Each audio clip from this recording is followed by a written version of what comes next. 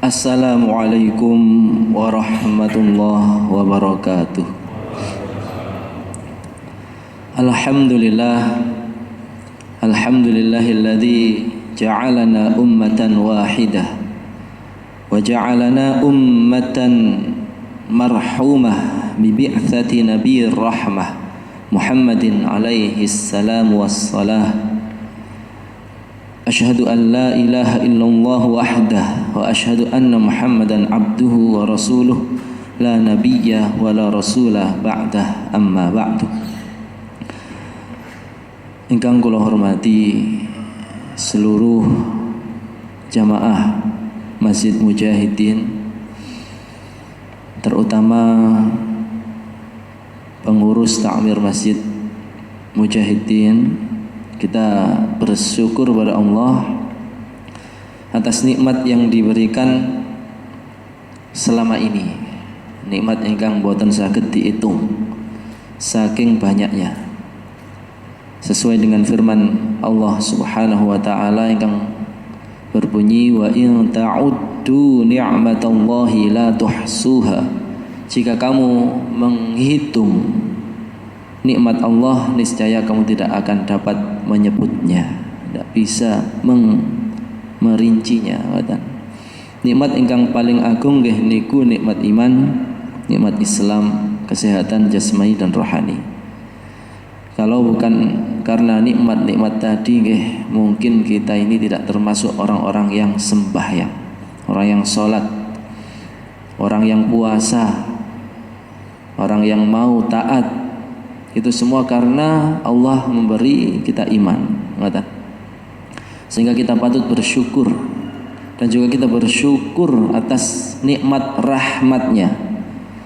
Kalau bukan karena rahmat Allah, mriki niki bisa jadi kalah dengan hawa nafsu kita, karena hawa nafsu mriki niki mesti mendorong untuk perbuatan yang buruk. Perbuatan buruk niku tidak mesti berdosa. Ada yang levelnya niku mboten sampai dosa. Contoh aras-arasan. Contoh mboten jamaah. Salat tetap mungkin subuhan tapi di rumah. Tapi ini kita bisa ketika mau ke masjid itu mesti ada bisikan. Dibisiki gak usah nang masjid, sembahyang nang omah ae. Ngantuk sampean niku membengi turune kurang. Ada bisikan seperti itu, kita bisa melawannya. Berarti niku Gusti Allah masih merahmati kita, karena kita bisa melawan hawa nafsu kita. Ini sesuai dengan firman Allah di surah Yusuf, insyaallah ayat 53. Niku kang unine pun innan nafsa la'ammaratun bisu' illa ma rahima rabbi. Sesungguhnya jiwa manusia niku an-nafsa, jiwa atau hawa nafsu, sangat kuat dalam hal mendorong orang tersebut bisu. Su niku buruk. Di sini disebut bukan bidzanbi, suatu yang dosa tapi suatu yang buruk. Nah, yang buruk niku belum tentu berdosa. Artinya hal-hal yang tetap melakukan ketaatan tapi levelnya tidak tinggi, seperti sholat tapi sendiri. Kalau kita sholat berjamaah, ini berarti kita bisa mengalahkan bisikan tadi. Di dalam ayat ini Allah memberi kunci illa ma rahima rabbi, kecuali jiwa yang dirahmati Allah. Nah, kita dingin-dingin keluar dari rumah sholat berjamaah. Setelah sholat berjamaah tidak langsung pulang duduk bersama di majelis ilmu. Ini insya Allah semoga menjadi bukti yang harus kita syukuri, yaitu nopo rahmat Allah Subhanahu wa ta'ala. Kemudian salawat dan salam kepada Nabi kita Muhammad sallallahu alaihi wasallam. Salawat ini erat hubungannya dengan pembahasan sebelumnya, niku rahmat Allah. Karena kita bisa berbuat ketaatan apapun itu, kebaikan apapun itu karena rahmat Allah, bukan karena kita hebat. Jadi kita harus menyadari ini semua min fadlillah, dari karunia Allah, dari rahmat Allah. Dan dalam hadis disebutkan man shalla alayya salatan sallallahu alaihi biha asyran. Barang siapa bersolawat padaku 1 kali, Allah membalasnya 10 kali. Balasan Allah yang 10 kali niki adalah rahmah. Niku rahmatnya Allah Subhanahu wa ta'ala. Tetapi sebelum kita memulai kajian kita pada pagi hari ini nggih, kita benar-benar merenung, benar-benar meresapkan dalam hati niki rasa syukur atas rahmat Allah tadi, dan benar-benar menghayati bahwa kita ini sangat-sangat dianjurkan untuk bersolawat. Allahumma salli ala Muhammad, assalamu alayka ya Rasulullah. Hadirin hadirat yang dirahmati Allah Subhanahu wa taala, pada zaman Nabi Musa ada suatu peristiwa, yang mana peristiwa ini diabadikan oleh Allah di dalam surah Al-Baqarah ayat 60. Ayat 60. Ayat 60 surat Al-Baqarah ini mengabadikan suatu peristiwa di zaman Nabi Musa yang seharusnya bisa kita ambil hikmahnya. Hikmahnya nopo? Lalu apa korelasi atau hubungan dengan kehidupan kita saat ini, terutama hubungannya dengan ibadah puasa. Nah, tadi malam nih gue tang petik sama Ustaz Khalili. Temanya apa? Pengajian besok pagi. Baru tadi malam ditanya. Kalau angan-angan sekedap ngeten mawon. Ibadah puasa kunci kemudahan hidup dan kemurahan rezeki. Pun niki Ustaz insyaallah. Oh nggih. Terus dibuatkan flyernya niku. Maka sebelum kita menyimpulkan dan menuju ke tema tersebut, kita ambil satu peristiwa dulu yang terjadi di zaman Nabi Musa. Nanti kita kait-kaitkan, karena Al-Quran itu saling terkait, saling terkait. Jadi juz'un la yatajazza. Al-Quran itu adalah satu bagian yang tidak dapat terpisahkan. Antara satu dengan yang lainnya itu saling berhubungan. Al-Fatihah niku hubungannya dengan semua isi Al-Quran, sampai-sampai disebut sebagai Ummul Quran, induknya Al-Quran. Nah, yang ayat 60 ini pun hubungannya dengan ayat di surat Al-Fatihah yang terakhir, ghairil maghdubi alaihim, yaitu jalan mereka, bukan jalan mereka yang engkau murkai ya Allah. Murka, dimurkai oleh Allah. Maka dirinci sama Allah kisah-kisah umat terdahulu yang dimurkai Allah. Jadi berkaitan Al-Fatihah dengan semua ayat Al-Quran. Nah, di ayat 60 Al-Baqarah ini Allah berfirman, A'udzu billahi minasyaitonir rajim. Bismillahirrahmanirrahim. Wa idzistasqa Musa liqaumihi faqul nadrib bi'asakal hajar. فانفجرت منه 12 عينا قد علم كل أناس مشربهم كلوا واشربوا من رزق الله ولا تعثوا في الأرض مفسدين. Kang artini pun niki kita artikan dulu, kita terjemahkan, setelah itu kita kupas ayat kata per kata, lalu kita kaitkan dengan tema. Wa idzistasqa, dan ingatlah ketika, ngaten nggih. Wa id niku artine pun dan id, ingatlah ketika nopo istasqa. Istasqa niku istisqa. Napa istisqa niku Bapak Ibu? Istisqa niku lho, salat istisqa. Minta hujan. Leres. Sebenarnya istisqa niku tidak hanya minta hujan, tapi lebih umum yaitu minta air. Terserah kalau Gusti Allah diparingi dari sumber atas, nah itu hujan atau dari mana saja, yang penting minta air, menunjukkan kita kesulitan air. Ngoten nggih? Jelas nggih? Wa idzistasqa, dan ingatlah ketika Nabi Musa, wa idzistasqa Musa, dan ingatlah ketika Musa istisqa. Nggih niku nyuwun tuya. Untuk siapa? Liqaumihi, untuk kaumnya. Ngoten, untuk kaumnya. Wa idzistasqa Musa liqaumihi faqul nadrib bi'asakal hajar, maka kami firmankan kepada Musa, idrib bi'asakal hajar. Hei Musa, pukullah batu itu. Ini terjemahnya dulu. Fanfajarat minhu 12 'aina. Kemudian terpancarlah minhu, fanfajarat itu terpancar dengan kuat, minhu dari batu tadi, 12 'aina. 12 mata air. Dari satu batu dipukul sama Nabi Musa dengan tongkatnya, pecah batunya, terpancar darinya 12 mata air. Lalu Allah melanjutkan, qad alima kullu unasim masyrabahum.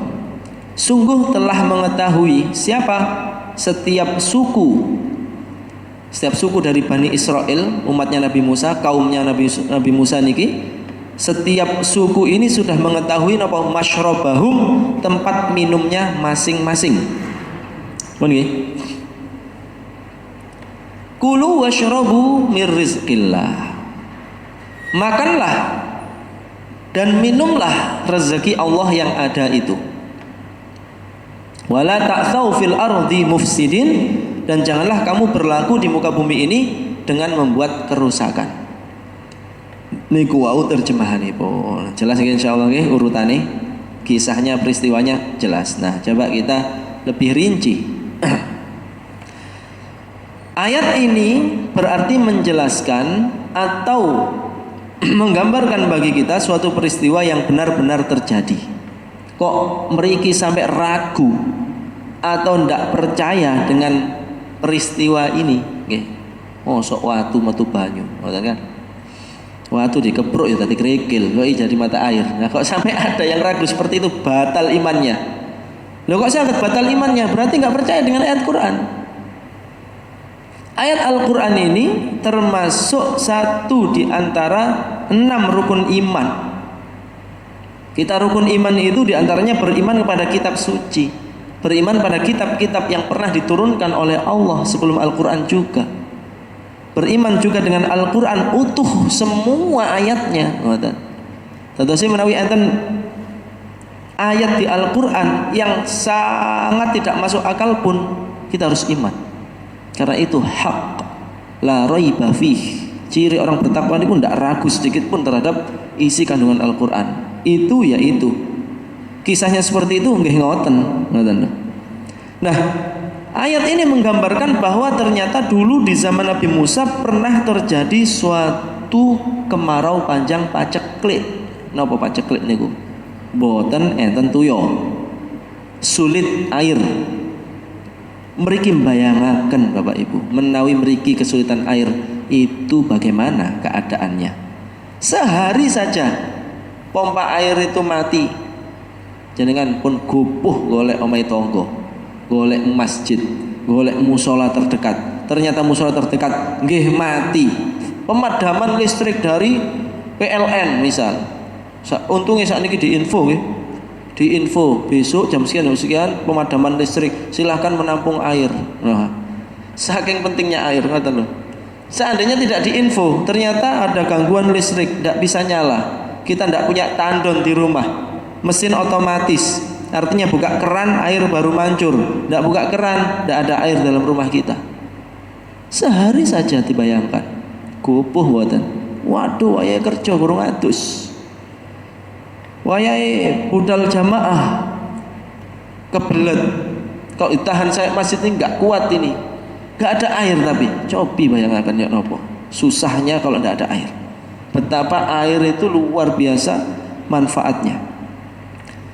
Di zaman Nabi Musa ini diriwayatkan hatta yakadu yahlikun, sampai-sampai kaumnya Nabi Musa hampir binasa karena kesulitan air itu. Sehingga mereka minta kepada Nabi Musa untuk dimintakan air. Nabi Musa, tolong tala jenengan suwun akan teng Gusti Allah tuyo. Kami kesulitan air, kekurangan air, kata. Oke. Poin pertama napa niki? Kalau ada masalah harus cari solusi. Ini solusinya bagus, datangnya ke Nabi bukan ke dukun. Lah ke dukun nggih salah kaprah niku. Ada masalah datang ke Nabi. Ini berarti boleh bagi kita kalau ada apa-apa datang ke seorang ulama, mencari solusi, mencari pendapat, mencari masukan atas masalah yang terjadi. Dan hikmahnya juga Nabi Musa ini meskipun umatnya Bani Israel kan terkenal nopo nggih, dablek nggih. Kadang niku ngeyelan.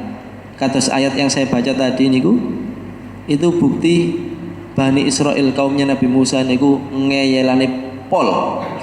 Yang saya baca ayat 2 rakaat tadi niku nyambung. Itu ada di kurang lebih ayat 67-an kalau enggak salah, 67 68 Al-Baqarah sampai ayat 74 tadi yang saya baca.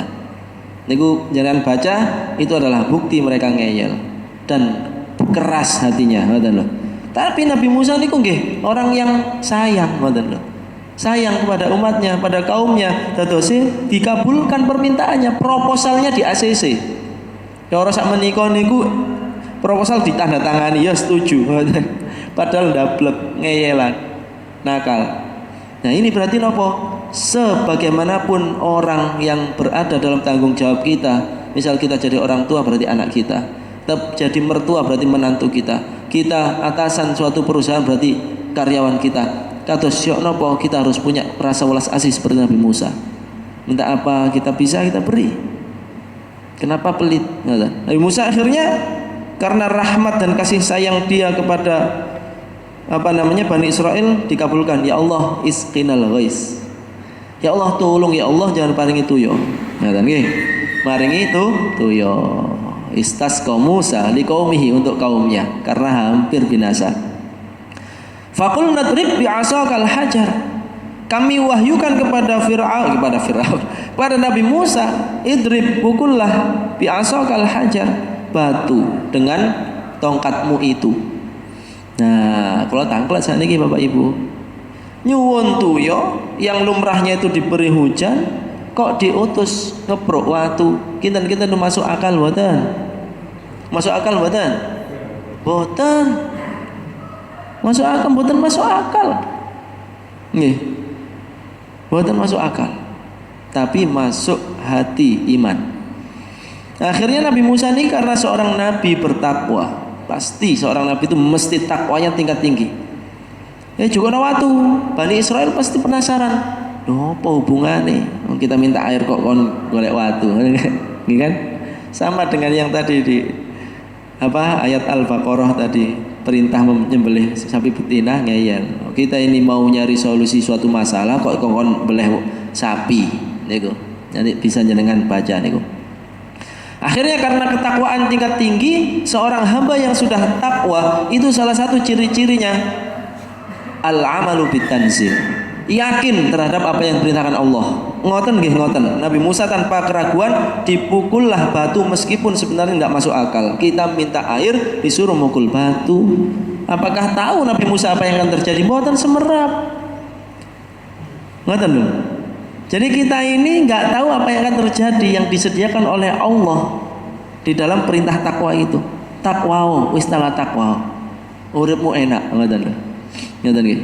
Kenapa kita yakin berpuasa, yakin nahan dahaga, kita yakin maghrib tiba, ngoten lho. Nah, sama dengan ketakwaan kita harus yakin dengan janji Allah di balik perintah takwa. Nabi Musa bertakwa melakukan perintahnya. Ciri orang takwa melakukan perintah Allah. Nah, dipukullah batu itu. Der, ngoten nggih.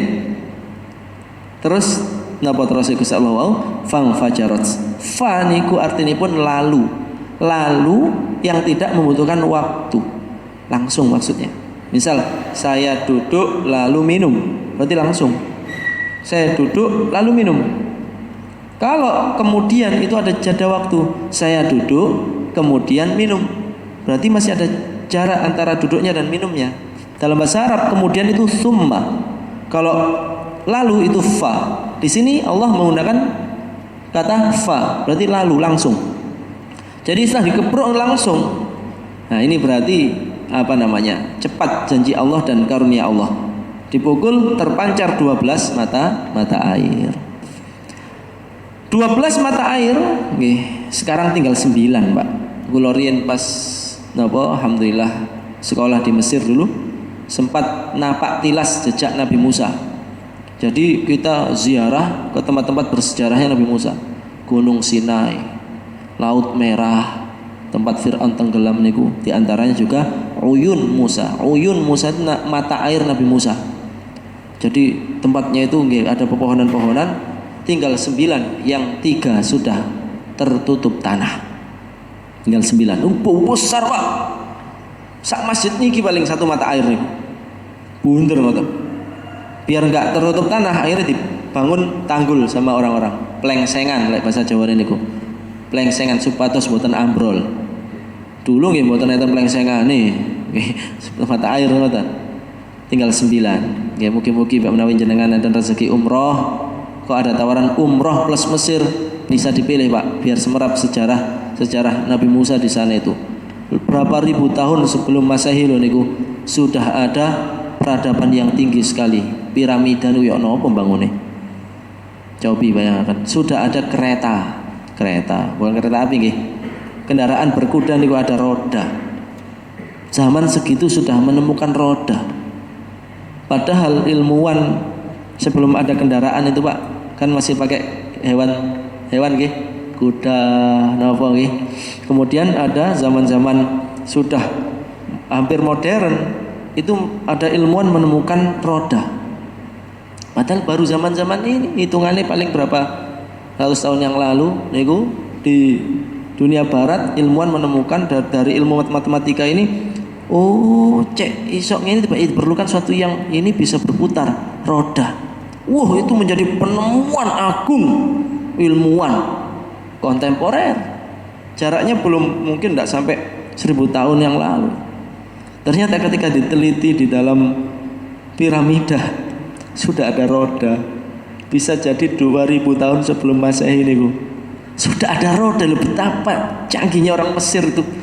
Peradaban Fir'aun itu, peradaban kuno Mesir itu, wahaulah billah. Bangunan-bangunan tinggi Pak. Dereng enten napa niku? Traktor niku. Allah alam ya napa niku. Wah.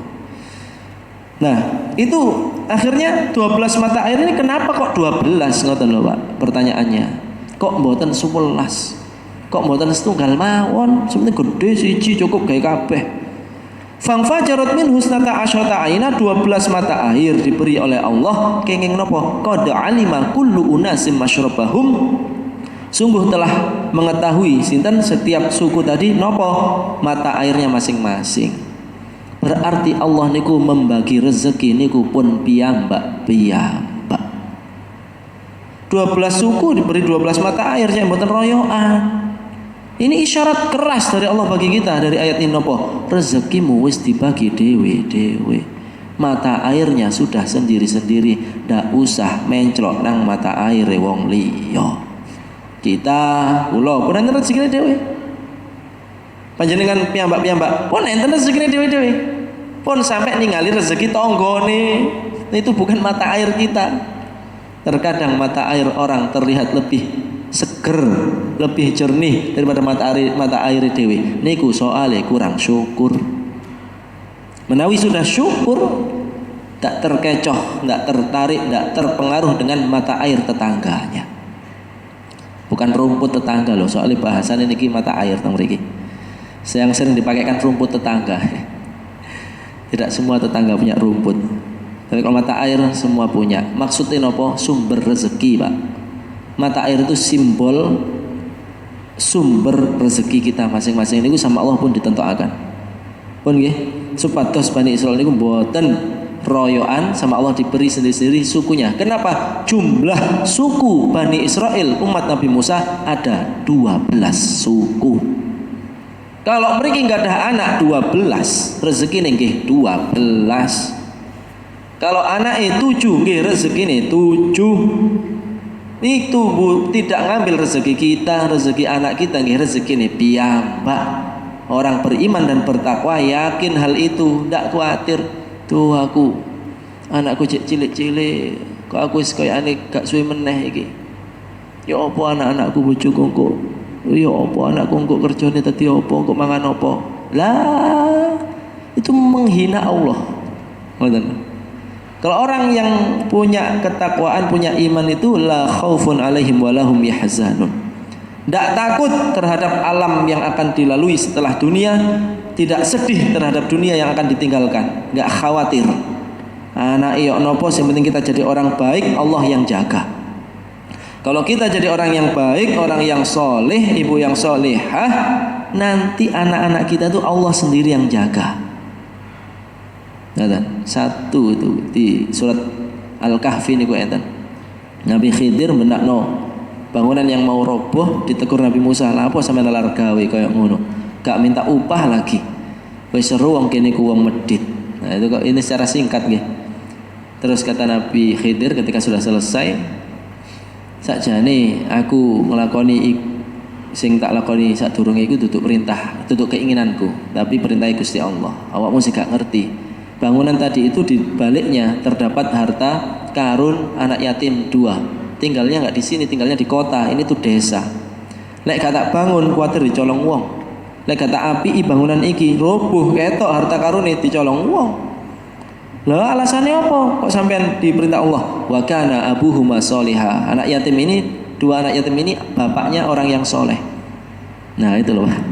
Kalau kita berusaha menjadi orang yang soleh, Allah nanti akan menghadirkan Nabi Khidir bagi anak-anak kita. Maksudnya apa? Penjagaan. Ini gua bahasa kaitan dengan ayat tadi. Nabi Khidir sama Allah suruh menjaga harta karunnya anak-anak tadi, harta warisannya. Berarti kan dijogo kalau Gusti Allah. Jadi cara memahami Quran itu salah satunya kata ngeten. Kesimpulan apa? Kenapa disebut wa kana abuhuma sholiha? Oh, perintah kita harus soleh. Kalau soleh berarti anak kita nanti kayak gini nasibnya. Berapa rezeki itu terjaga, tidak terancam hilang. Oke, qad alima kullu unasim masyrabahum, setiap kaum sudah tahu mata airnya masing-masing. Berarti kita harus ngerti rezeki kita niku masing-masing. Pun khawatir, pun gundah, pun resah, pun galau, yang penting nopo berusaha lahir batin takwa kuncinya niku. Ini kan bentuk ketakwaan Nabi Musa. Kemudian dikatakan di sini kulu washrabu mir rizqillah. Setelah diberitahu, dikabulkan, diperintahkan makan minum.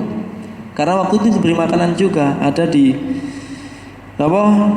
ayat sebelumnya itu al-manna wassalwa. Niku bisa dilihat nggih, tidak perlu kita bahas al-manna wassalwa niku nopo, bagaimana kisahnya, kita fokus ke ayat ini 60. Kemudian perintah Allah ini mengisyaratkan pada kita pentingnya qanaah. Qanaah niku napa Bapak Ibu? Napa qanaah? Dalam merasa cukup. Diberi rezeki Allah, air melimpah ruah, dibaringi jatai masing-masing, diberi makan minum sama Allah. Kata Allah, kulu washrabu mir rizqillah. Kulu artinya makanlah kalian semua. Washrabu dan minumlah kalian semua. Napa? Mir rizqillah. Rezeki Allah yang ada itu di depan mata kalian, itu kata Allah Subhanahu wa taala. Itu banyumu ya iku enggak usah. Cukup banyune wong liya, ngoten. Mata airmu ya sebelah situ, enggak usah ke mata air yang sebelah sana. Yang ada depan mata kita cukup, merasa nggih puas dengan pemberian Allah, ngoten. Bukan yang ada ndelok koncone. Duh, enak erek koncoku iku ya Allah. Kok kayak enak ya uripe. Nah, ini kita langsung saat itu juga disabdakan Nabi kita, tazdaru nikmatullahi alaikum. Kamu sedang meremehkan nikmat yang ada pada dirimu saat itu. Kok sampai terbesit enak yo, kok uripku ngene gak koyo wong iki. Ngene itu loh, ada rezeki di situ. Yang mana mungkin orang lain tidak memilikinya. Itulah kenapa dalam rumus syukur niku dilarang melihat mata air orang lain yang lebih deras, yang lebih besar. Tapi coba lihat mereka yang mungkin tidak punya mata air, hanya nopo, bukan mata air, hanya keran.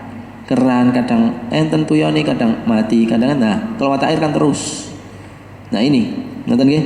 Kulu washrabu mir rizqillah. Kemudian kata Allah setelah diperintahkan nikmati rezeki yang ada, syukuri rezeki yang ada, qanaah dengan rezeki yang ada. Terus Rasul Allah napa?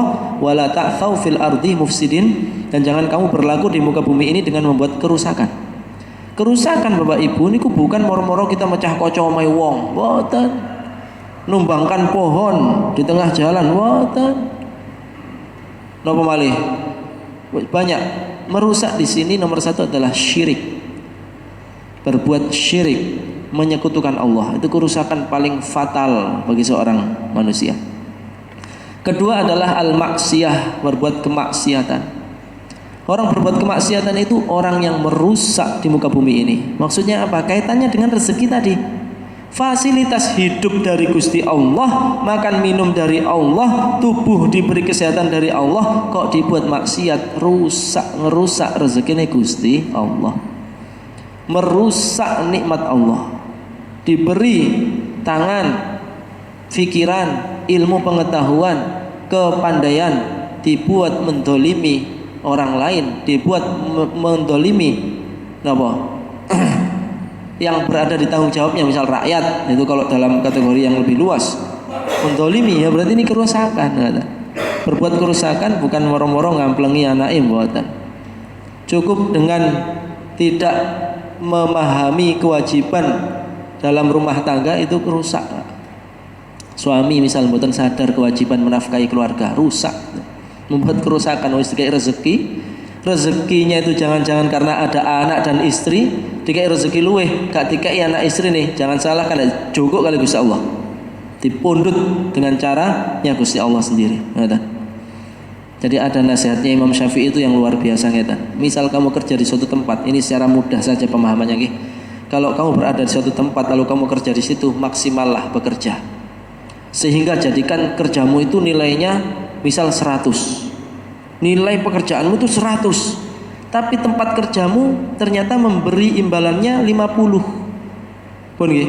Nilainya 100 sama tempat kerjanya hanya dikasih 50. Memang mampunya segitu.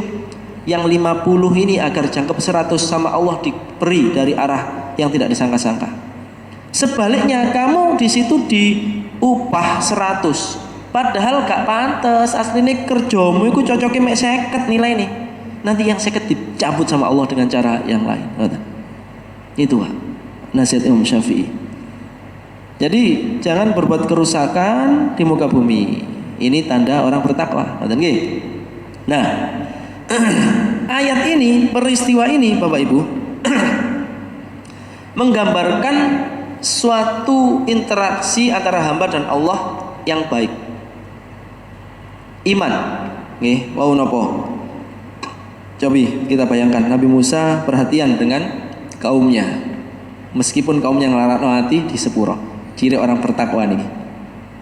Kemudian kembali kepada Allah. Apa-apa langsung balik ke Gusti Allah. Nabi Musa mboten langsung ini.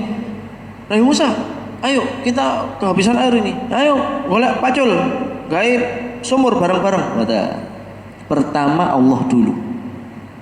Jadi kalau kita ada masalah, niku bukan langsung golek solusi, niku duniawi, solusi lahir, tapi batin dulu langsung balik ke Gusti Allah. Misal ada yang sakit, dalam pikiran jangan langsung menghadirkan obat atau dokter. Allah dulu. Allah dulu. Allah. Ya Allah, jangan paringi sehat ya Allah. Baru ikhtiar secara lahir. Nyari dokter, nyari obat. Kemudian tetap menjalankan perintah. Lihat tadi Nabi Musa disuruh ngeprok watu, nggih ngeprok watu. Bukan loh, Gusti, saya setutan niki. Lho kula lho niki badhe nyuwun tuya kok ngeprok watu. Kami enggak nyari kerikil, kami nyarinya air. Nah, ini berarti enggak langsung melaksanakan perintah. Dalam ayat Al-Qur'an kalau ada masalah, mintalah pertolongan pada Allah dengan salat dan sabar. Berarti ada masalah, salat dulu. Bukan malah ono masalah, wah sedih nih kalau salat. Wah, sudah. Nggih. Ngoten-ngoten juga menggambarkan dengan 3 hal kebaikan tadi, menggambarkan rezeki tidak disangka-sangka dihadirkan oleh Allah. Nggih niku air dewe-dewe, ndak kekurangan jatah, ngoten nggih, diberi makan, diberi rezeki, terus dilarang berbuat kerusakan. Nah, ini adalah gambaran pembuktian takwa. Ngoten. Dan ternyata kita sekarang di bulan Ramadan ditempa oleh Allah, dibina oleh Allah dengan ibadah puasa, tujuannya ke sana. Itulah mengapa saya buat tema tadi, ibadah puasa kunci kemudahan hidup dan kemurahan rezeki yang digambarkan oleh Allah, salah satunya dengan peristiwa di zaman Nabi Musa tadi. Itu diberi, ada masalah diberi solusi, ada rezeki dari arah tidak sangka-sangka, yaitu batu kok bisa memancarkan air, tidak masuk akal itu. Ngoten nggih. Kemudian apa malih? Urusannya dimudahkan, tidak usah ngeduk napa sumur, bangun sumur, buat tandon, tidak usah. Sama Allah dimudahkan dengan demikian. Nah, inilah karunia dan janji Allah pada orang yang bertakwa. Maka puasa ini kunci bagi kita benar-benar meningkatkan ketakwaan. Semoga setelah Ramadan efek dari atau pengaruh dari ibadah yang sebulan ini bisa kita bawa sampai berjumpa Ramadan lagi dengan izin Allah, dan dengan demikian hidup kita dimudahkan dengan ketakwaan itu. Dimudahkan rezeki ini lancar. Wah. Tapi kalau ada ada masalah, ada kesulitan, ada musibah, ada sakit, ada apa, meskipun sudah bertakwa, itu juga ujian ketakwaan. Sabar mboten, karena orang takwa mesti sabar. Jadi intinya hidup ini wolak-walik zaman, kadang nang dhuwur, kadang nang nisor, kadang enak, kadang kurang, itu sama-sama ujian ketakwaan. Kita diuji, tetap takwa mboten. Kalau takwa berarti yakin nanti akan ada jalan keluar dan solusi. Seperti halnya kita yakin sekarang berani puasa, nahan lapar, nahan haus, karena yakin nanti waktu maghrib akan tiba jika Allah masih memberi kita panjang usia. Tentu saja niku mawon kang saged mriki pelajari pada pagi hari ini, kirang lebih nyuwun ngapunten. Wabillahi taufiq hidayah. Assalamualaikum warahmatullahi wabarakatuh.